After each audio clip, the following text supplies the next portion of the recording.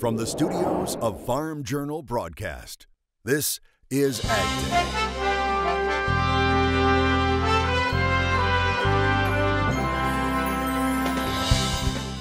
More trade uncertainty as farmer leaders meet with top brass at the White House. Fresh red meat export numbers are out. In agribusiness, the price potential of wheat. U.S. exports are pretty poor right now, but we think they'll improve as those world stocks get a little tighter. Selling hard in committee, why did this congressman go full auctioneer? And disease pressure from an agronomist perspective on Farm Journal College TV. AgDay, brought to you by the Chevy Silverado, the most dependable, longest-lasting full-size pickups on the road. Good morning, I'm Clinton Griffiths. As the administration considers another $200 billion in tariffs against Chinese goods, the trade deficit continues to widen at nearly $37 billion in July, a new record. Following the end of a public comment period, the administration now considering fresh tariffs, to which China says if the U.S. adopts new tariffs up to $200 billion, China will be forced to roll out necessary retaliatory measures. Analysts say they anticipate China could devalue its currency or even crack down on U.S. firms inside the country. Now, President Trump saying Wednesday that negotiations are ongoing, but they are not prepared to make the deal China would like to make. State Farm Bureau presidents spoke directly with the president and members of the administration on Wednesday. The group focusing on the challenges facing agriculture and continued concerns around trade. Really encourage the administration to keep up the good work, get the trade agreements done. They've done that with Mexico, work on Canada, the EU, get a bilateral with Japan, knowing that China's going to be down the road, hopefully sooner than later, that we can get something done. We know that there's still work to be done, but with the Mexico deal pretty much done, we got assurances today that they believe Canada will be in line right along with Mexico. So with that being said, they even mentioned the European Union, Japan, and possibly even China in the not too distant future. So I feel more positive. International trade is an ongoing process. We never reach our goal where we want to go with that, but we talked about bilateral trade agreements as well, and trying to find new markets for our products, and that's just an ongoing process all the time. The meeting lasted nearly an hour. President Trump's appearance was unscheduled, but he said he wanted to stop by to express his appreciation for agriculture as well as his broad support for rural America. China says it's preparing to meet more of its own soybean needs. The deputy director of the Soybean Association in China saying there will be no shortages in the fourth quarter of this year, and it plans to grow 30 million metric tons of beans by the year 2020. That would require doubling their crop in just 2 years. Analysts say pressure is building as Chinese inflation hit a 4-month high in July. Also on the trade front, the U.S. Meat Export Federation releasing its latest numbers Thursday. Looking at July exports of U.S. pork and beef, both higher than a year ago, although some values suffered due to trade tariffs. Pork exports topping 176,000 metric tons. That's up 1.5% from a year ago, worth roughly $465 million. The value about 5% lower year over year. Now, the biggest drag on sales remains duties from Mexico and China. That pushed prices down 25% in Mexico, 19% in China, with volumes to China dropping more than 30% in July, year over year. And beef exports posting another near-record month, led by sales to South Korea and Japan. July beef exports climbing 12% in volume to 116,000 metric tons, worth $722 million. Now, for the year, beef exports remain on a record pace. Looking at pork, nearby lean hog futures surging Thursday on fresh reports out of China. Officials continuing to report new cases of African swine fever. Tens of thousands of hogs there have already been culled in an effort to stop the spread of the virus. The United Nations Food and Agriculture Organization is expected to release recommendations for handling pigs and pig-related products from China. Global bans may increase in an effort to stem the spread. China's Ag Ministry announcing it is closing live hog markets in affected provinces and imposing a ban on transporting pigs and pork products from those areas. Now in the U.S., the National Pork Board focusing on feed ingredients, a key area with potentially a high risk of disease transport. Back to trade. The U.S. and Canada continue to work toward a NAFTA agreement. President Trump telling reporters he doesn't expect negotiations to go past today, and Canadian Prime Minister Justin Trudeau indicating during the week that they're willing to deal on dairy if the country is able to secure other concessions during negotiations. Now, among those issues are permanent exemptions for steel and aluminum and auto tariffs. Ag Secretary Sonny Perdue says it's not absolutely necessary for Canada to remain part of NAFTA, although he's optimistic a deal will get done. Members of the House Senate Farm Bill Conference Committee have started to hash out the next farm policy. Leadership still waiting for the score sheet from the Congressional Budget Office. Despite hopes to finish the new bill before the current measure expires at the end of the month, there's concern over the food stamp title. The House version of the Farm Bill includes mandatory work requirements for some recipients of SNAP. The Senate version does not.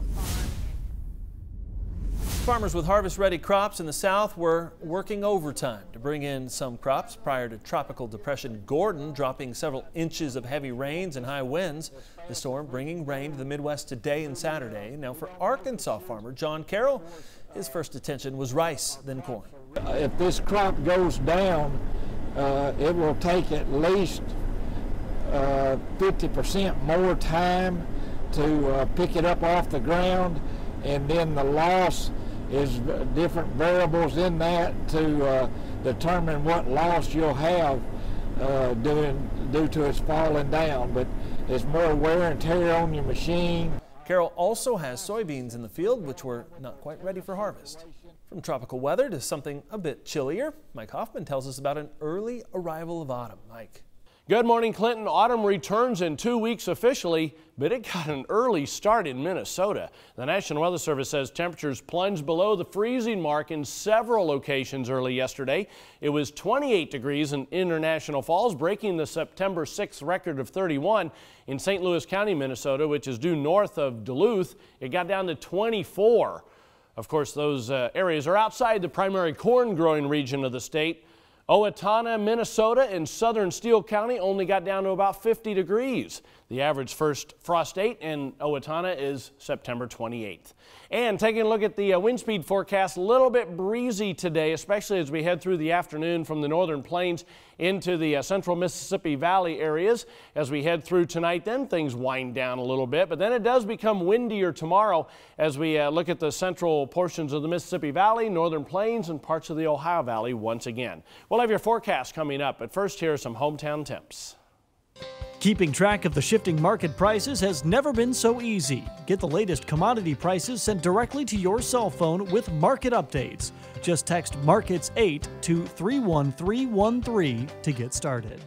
All right, when we come back, we'll take a closer look at wheat markets and some of the global dynamics impacting prices. And later, we'll talk with agronomists at the Farm Progress Show about disease and weather pressure on crops this season. Join Andrew McCrae for Farming the Countryside, a farmer-focused podcast that is all about production agriculture. Farming the Countryside is available wherever you listen to your favorite podcast and is brought to you by Nutrien Ag Solutions, the world's largest provider of crop inputs and services. In agribusiness, it was a mild but mixed day for markets. Let's get details now from the floor of the CME in Chicago. We're looking at the grain markets. It's been a relatively quiet session here, looking at corn specifically, kind of treading water near the unchanged mark and really right in the middle of a technical range. And as far as the resistance level goes that we're looking at, 370 is going to be a very big line in the sand to round out the week. Now, on a longer term basis, I do believe that corn has a pretty good fundamental picture, but I think it's going to face headwinds from a lot of bearish news in the soybeans and wheat market. So looking at soybeans, we failed to get out above significant resistance, 850 to 853. That put the pressure back on the market, and really right now kind of treading in the middle of no man's land between contract lows and that 850 level right about 838. So it has been a relatively quiet session here in the live cattle and feeder cattle. There has not been a whole lot of new developments on the cash side of things. We wouldn't be surprised to see that come in steady to possibly slightly lower than last week. Lean hogs is where all the attention has been at today. We've got October front month futures trading at limit up, which is a little bit surprising. I would have thought that the deferreds would play a little bit of catch up, but they're lagging. But we still like the deferreds on a longer term picture, especially if the swine flu continues to break out in China. This has been Oliver Slope with Blue Line Futures from the floor of the CME. Alan Brugler, our guest here in Analysis today, and as we look at this wheat market, it feels like it's been kind of the heavy lid on what's happening in like corn and some of our other grains. Are we going to see any movement in the wheat market? Yeah, I think we will. The wheat's problem is, of course, we're coming off of record global supplies.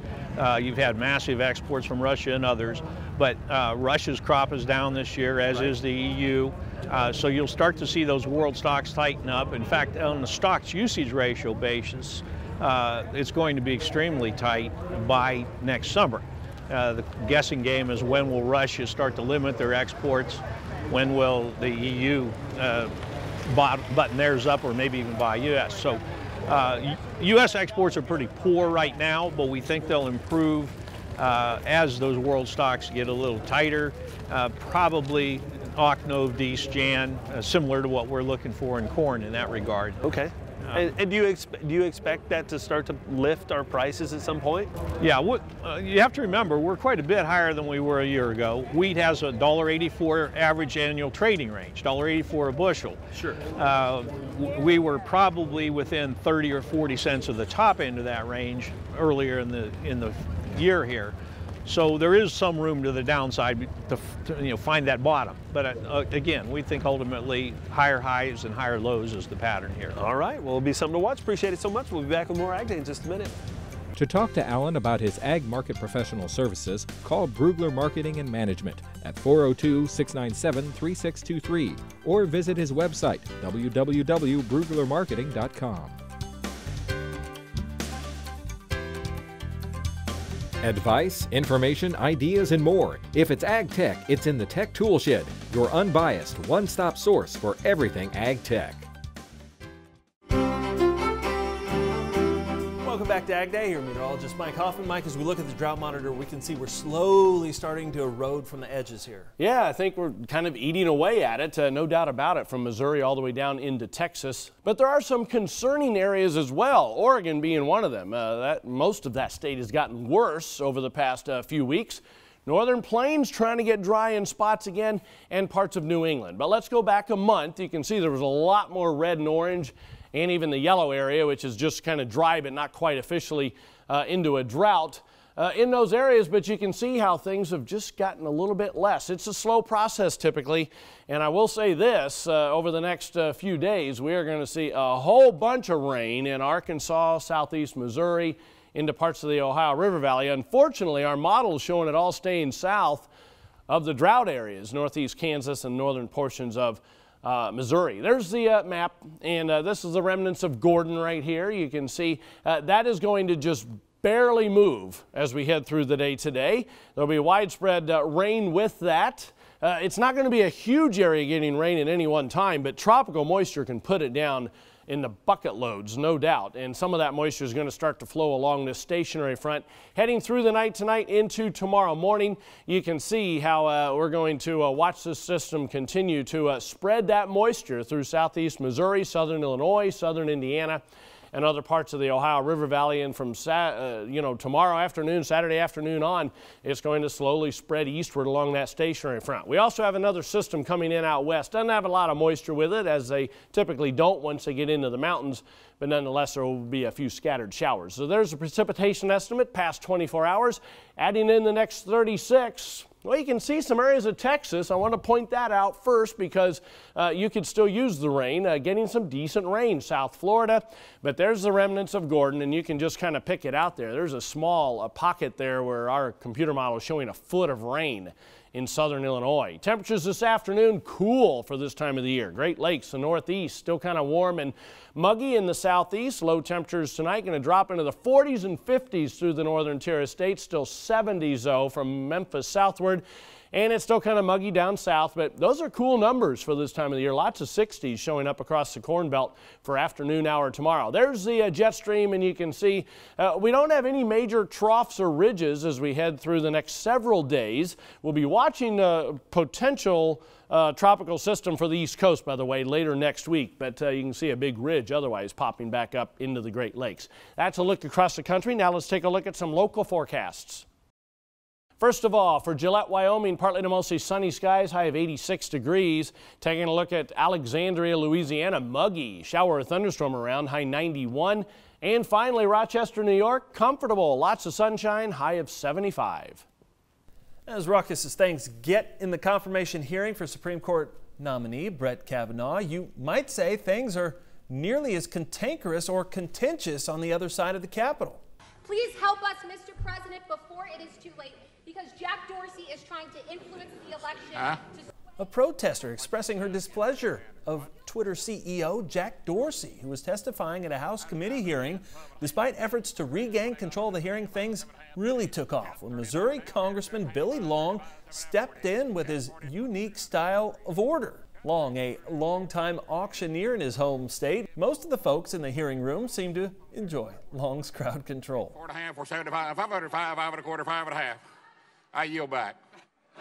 All right, when we come back, Farm Journal College TV, we look at the lack of widespread disease pressure this growing season, and we'll have some thoughts about heading into harvest.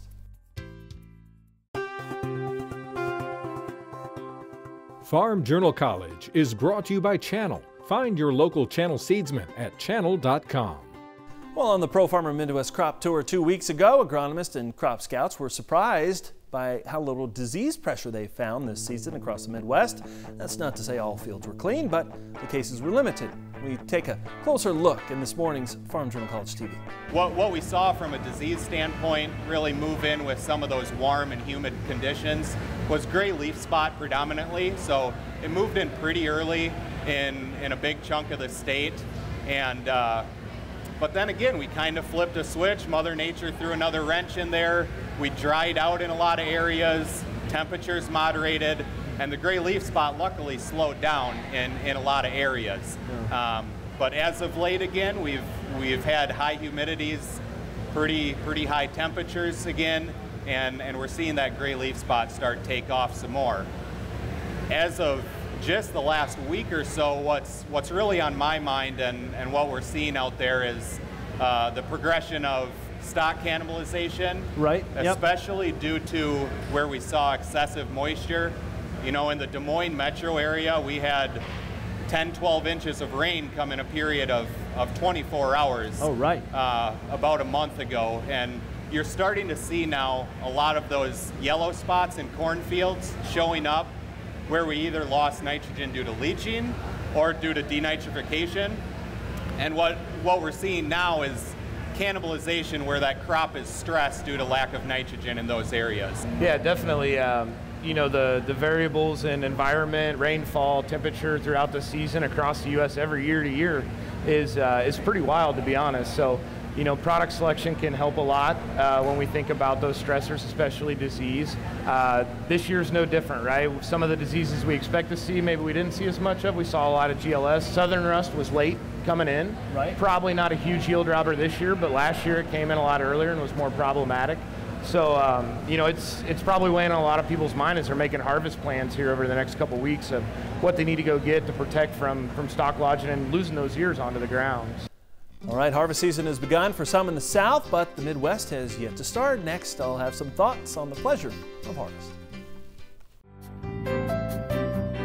In the Country, sponsored by the all-new Kubota Sidekick, a utility vehicle that lets you climb more, cover more, tow more, and enjoy more. Visit KubotaUSA.com. Well, I know harvest has been rolling for some parts of the country since May, those wheat growers, of course, but for everyone else in the middle, combines are starting to pop up in fields all across the Midwest.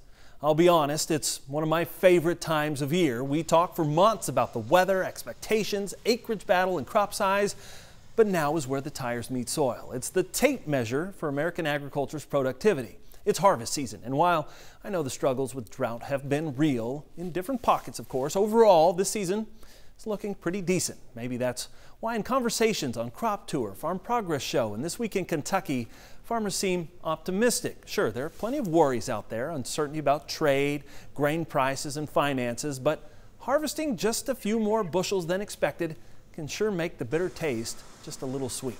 Like in baseball, who doesn't like hitting a triple instead of a single? Both count as hits on your average, but that triple is so much more fun. I had two great quotes from farmers this week. One farmer, Darren Luttrell in Dundee, Kentucky, his father always said, "There's no perfume sweeter than the smell of freshly tilled soil in April." And Mike Kokenauer, also Kentucky, says, "Farming is like golf. You may play, but you'll never win. A golfer will never shoot an 18. Like farming, it's about enjoying the outdoors and always striving to improve." Well, this year, as that auger stretches out to fill a perfectly paced grain cart, I hope despite all of life's challenges, you can take a moment to enjoy the fruits of your labor. And whether yields or strikeouts or triples, may the satisfaction of this moment be enough to drive you toward next season's pursuits. And that's all the time we have this morning. We're sure glad you tuned in and spent part of your day with us. From all of us here at AgDay, I'm Clinton Griffiths. Have a great day.